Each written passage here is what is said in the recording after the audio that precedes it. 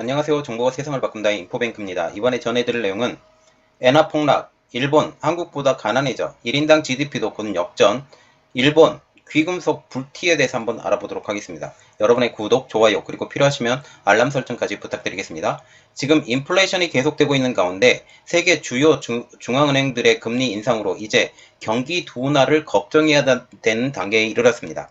미국의 가파른 금리 인상으로 촉발된 불안한 환율 흐름이 엔저를 지속하게 만들고 있죠. 일본의 저금리 정책, 지금 제로금리인데요. 제로금리 정책의 고수로 엔화 가치가 올해 들어서 20% 넘게 떨어지고 있습니다. 아베 신조 전 일본 총리의 피습 사망 이후 치러진 참의원 상원 선거에서 집권 자민당이 압승한 가운데 달러 대비 엔화 가치가 24년 만에 최저치로 떨어진 것이죠. 게다가 일본 중앙은행인 일본은행의 구로다 하루이코 총재는 경기 진작을 위해 필요하면 추가적인 통화 확장 정책을 쓰는데 주저하지 않을 것이라고 하면서 정책 의지를 재확인한 상황입니다. 자, 우리가 여기에서 조금 느껴봐야 될 것은 경기 진작을 위해서 필요하면 추가적인 통화 확장. 통화 확장과 같은 경우는 금리 하락이 예상이 되죠. 금리 상승이 아닌 금리 하락. 지금 미국과 같은 경우는 금리 상승을 시키는데 오히려 중국이 금리 하락을 시키면 어떻게 되겠어요? 지금 일본의 엔화 가격이 더 떨어지겠죠. 그런 이야기입니다. 이러한 일본의 정책 기조가 현재 엔저를 만드는 요인으로 작용되고 있죠.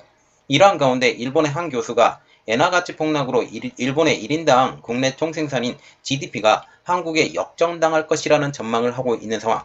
이것은 실물 자산에 대한 강한 열망으로 나타내고 있는데요. 엔저 지속으로 엔화 대비 금값 강세의 전망이 힘을 얻으면서 부유층을 중심으로 꾸준히 안전자산인 금액, 투자 자금이 유입되고 있다는 것입니다. 그래서 먼저 알아볼 내용은 엔화 폭락, 일본, 한국보다 가난해져입니다. 일본은 잘못된 정책으로 인해 엔화가 지속적으로 폭락하고 있죠.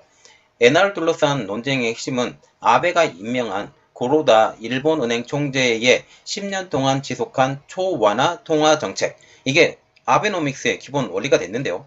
즉 시중에 자금을 지속적으로 풀어서 엔저를 유지시켰는데 이제 미국이 금리를 인상하고 있는 가운데 금리를 인상하지 않자 시중에 자금이 넘치도록 주니 엔저가 지속적으로 발생하는 것이죠. 이러한 엔화의 풍부한 유동성이 글로벌 인플레이션 압력에 버틸 수 있는지에 대한 의문을 나타내는 것입니다.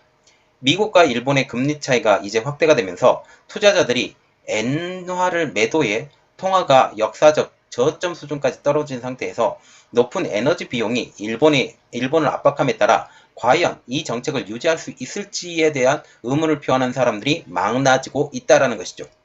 문제는 엔저뿐만 아닙니다. 만약 미국을 따라 금리를 올리기라도 하면 엔화 가치가 폭등할 것이라는 우려도 나오고 있는 상황이죠. 왜냐하면 일본과 같은 경우는 안전자산이라고 불리고 있었고 지금 엔저 현상은 조금 좀 특이한 상황.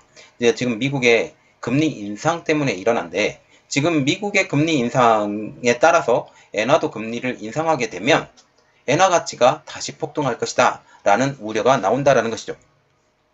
과거 기록만 보면 스태그플레이션 기간 동안은 엔저가 달러의 약세를 보이는 반면 경기 침체 기간에는 엔화가 절상되는 경향을 보이고 있기 때문이죠. 노무라 증권의 고토 유지로 외환 전문가는 미국의 경기 침체 가능성이 커짐에 따라 중장기적으로 엔화 강세로 반전될 위험성도 커지고 있다라고 말을 하고 있습니다. 지금 미국의 그 금리가 어느 정도 정체가 돼 있을 그 경우 그때 당시에 엔화를 기준으로 해서 다시 엔화가 강세를 가질 가능성이 높다라는 그런 이야기죠. 만약 미 연준이 계속 금리를 인상하는 동안 일본의 중앙은행이 낮은 금리를 계속 유지하기라도 한다면 환율이 24년 최저치를 넘어 폭락할 수도 있다라는 거죠. 그러나 반대로 지금 일본의 중앙은행이 통화정책을 조정해 금리라도 인상하게 된다면 갑작스러운 통화절상이 일어날 수 있다라고까지 지적하고 있습니다. 지금 미국의 금리 인상, 그리고 유럽, 캐나다의 금리 인상 등으로 세계는 금리 인상 기조로 들어가고 있죠. 유럽의 중앙은행은 지난 21일 기준금리를 현재보다 0.5%포인트 올린 0%로 재조정했습니다. 유럽 중앙은행과 같은 경우는 마이너스 금리였어요. 마이너스 금리였는데 이제 제로 금리로 재조정하게 된 것이죠. ECB는 말하자면 지금 유럽중앙은행은 이번 금리 인상은 2011년 7월 이후 11년 만으로 유럽중앙은행은 경제 활력을 되살릴 목적으로 2014년 이래 마이너스 금리를 유지해왔던 것을 이제 0%로 조정한 것입니다. 그래서 지금 유로화를 오래 갖고 있다 할지라도 금리의 인상의 요건이 많이 있지 않았던 것은 사실이에요. 그래서 제가 유로화를 가지고 있어서 그것을 계속 지속하고 있으면 이득을 벌 것이냐 라고 언제 한번 물어본 적이 있었는데 그렇지 않다라고 했던 것이 마이너스 금리 때문입니다. 지금 전 세계적인 금리 인상 때문에 안전자산으로 여겨지는 달러가 초강세를 보이고 있죠. 그러나 일본은 금리 인상을 단행하지 않으면서 엔화 가치가 지속적으로 하락하고 있습니다. 이런 가운데 일본의 한 교수가 엔화 가치 급락으로 인해서 일본의 1인당 국내 총생산 GDP가 한국보다 더 낮아질 것이라는 분석이 내놔 눈길을 끌고 있죠. 일본의 경제 잡지인 도요게이 자이는 24일 이 같은 내용을 담은 노구치 유키오 히토스파시 대학 교수의 경제 분석 칼럼을 게재했습니다. 노구치 교수는 엔화 가치의 급락으로 일본의 1인당 GDP가 한국보다 낮아지고 미국과 비교하면 절반 이하라고 하면서 단순히 숫자상의 이야기가 아니다. 일본은 실제로 가난해졌고 일본의 산업은 약해졌다는 뜻이라고 운을 뗐습니다. 7월 26일 UTC 오전 1시 기준 현재 달러당 엔화의 가치는 136.41인데 이 가격이 140원엔까지 치솟게 되면 한국의 1인당 GDP는 일본의 1인당 GDP를 앞설 것이라고 주장을 했죠. 그는 2020년 자국 통화 기준의 1인당 GDP를 가지고 7월 중순에 환율을 대입하는 방식으로 한일을 비교한 결과 한국이 1달러에 1316.35원을 대입을 하면 1인당 GDP는 31,902달러라고 하면서 반면 일본은 1달러당 139엔9엔으로 봤을 때 32,010달러로 한국보다 다소 높은 수준이지만 이를 다시 1달러를 140엔으로 조정하게 되면 역전된다라고 하게 된 것이죠. 지금 임금 수준에서도 한일의 역전 현상이 두드러진다고 설명을 하고 있습니다.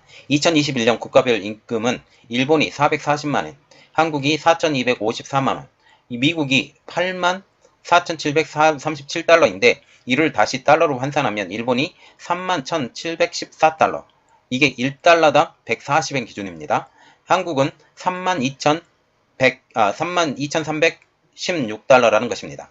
지금 단순 비교만 보더라도 만약 1달러당 140엔을 기록하게 된다면 일본의 GDP가 한국의 GDP보다 낮아질 것이라는 거죠.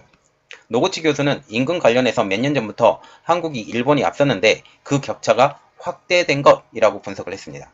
또 기업의 시가총액도 일본이 다른 나라에 비해서 떨어지고 있다고 우려를 했죠. 노구치 교수는 일본의 톱인 도요타 자동차가 세계 39위로 2,110억 달러다 라고 하면서 대만의 반도체 제조사인 TSMC는 세계 11위로 4,339억 달러, 한국의 삼성전자는 세계 25위로 2,991억 달러라는 점을 감안하면 일본이 뒤떨어지고 있다라고 분석을 했습니다. 자, 그리고 일본에서 귀금속이 불티나게 팔리고 있다라는 내용을 가지고 이야기 시작해 보겠습니다. 20일 요미우리 신문에 따르면 일본의 대표적인 귀금속 기업인 다나카 귀금속 주얼리는 6월 중순 금목걸이와 금반지 가격을 10%에서 20%가량 인상했습니다. 금을 판매 매입하는 다나카 귀금속 공업이 발표하는 금 가격, 여기에 세금도 포함되고 소매 가격을 포함을 시키면 러시아의 우크라이나 침공 전인 2월 초 그람당 7,000엔대였지만 3월에는 8,000엔대를 돌파했고 현재는 9,000엔대에 육박하고 있다고 말을 하고 있죠. 다나카 귀금속 주얼리 측은 구매 고객은 50대가 중심이지만 자산 가치가 높은 금목걸이를 찾는 20대와 30대 남성이 늘고 있다. 자, 지금 이것을 무엇을 의미하냐면 지금 엔화 가치가 계속 떨어지고 있잖아요. 엔화 가치가 계속 떨어지고 있는 상황에서 금값은 그대로 아니면 조금 소폭 하락했다라는 말이 나오고 있지만 이 소폭 하락했음에도 불구하고 엔화의 그 가치 하락보다는 더 늦어요. 더 늦기 때문에 지금 당장 금을 구입해도 얼마 지나지 않아서 그 가치가 엔화로 대비해 보면 더 높다라는 것이죠. 그래서 금을 사려는 고객이 늘고 있다는 것입니다. 보석 가공업체인 타사키도 지난달 하순 보석 등의 가격도 인상했습니다. 지금 타사키가 지난달 하순 보석 등의 가격을 인상했다는 내용이죠. 귀금속인 팔라듐과 다이아몬드 가격이 지속적으로 오르고 있기 때문 팔라듐은 화이트 골드와 플래티넘 경도나 색상을 조절하는 용도로 쓰이고 러시아가 주산지입니다. 오사카 거래소의 선물 가격은 3월에 한때 1g당 12,000엔을 돌파해 사상 최고치를 기록했죠. 다이아몬드도 러시아가 고품질의 제품을 많이 생산합니다.